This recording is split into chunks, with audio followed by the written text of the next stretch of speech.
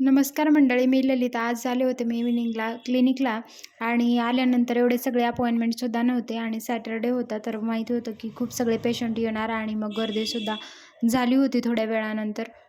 बसण्यासाठी सुद्धा जागा पुरत नव्हती. मग नंतर एक-एक पेशंट ओ-पी-डी होत गेली आणि मग नंतर प्रोसिजरसाठी सुद्धा खूप सगळे पेशंट होते. आज सॅटरडे असल्यामुळं सगळ्यांना सुट्टी असते, त्यामुळं सॅटरडे, संडे क्लिनिकला ही गर्दी असतेच. मग त्यानंतर प्रोसिजरसाठी पेशंट होते.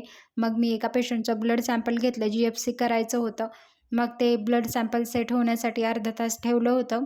मग त्यानंतर सेंट्रिफ्यूज वगैरे करून घ्यायचं होतं. हे यांचं जी-एफ-सी करायचं होतं. त्यानंतर एक पेशंट लेझर टोनिंग झालं होतं आणि आफ्टर त्यांना मास्क लावला होता. मास्क लावून ठेवला तोपर्यंत दुसरं एक प्रोसिजर होतं, ते झालं आणि मग यांना IV ग्लुटाथिऑन लावलं होतं.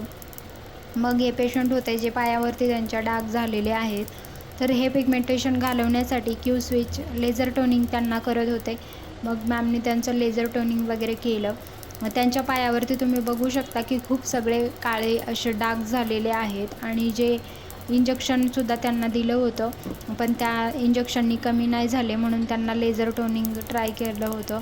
तर याने पिगमेंटेशन खूप लवकर कमी होतं आणि हे प्रोसिजर झालं तोपर्यंत मग दुसरं प्रोसिजर हायड्रा फेशियल झालं होतं आणि त्यांना आफ्टर क्ले मास्क लावला होता, तो मी काढून घेतला आणि क्ले मास्क आपण 15 ते 20 मिनिटांसाठी लावून ठेवत असतो. मग क्ले मास्क मी रिमूव्ह करून घेतला. हायड्रा फेशियल झालं होतं त्यांचं आणि नंतर मग एक पार्सल आलं क्लिनिकमध्ये. ते आम्ही ओपन करून बघितलं. म्हटलं काय ऑर्डर केली होती आणि ते काय पार्सल आलं हे आम्हाला बघायचं होतं, ऑर्डर काय आली होती.